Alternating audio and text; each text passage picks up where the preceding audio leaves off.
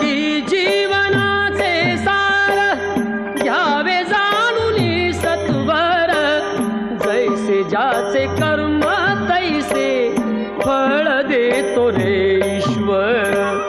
जैसे ज्याचे कर्म तैसे फळ देतो रे ईश्वर.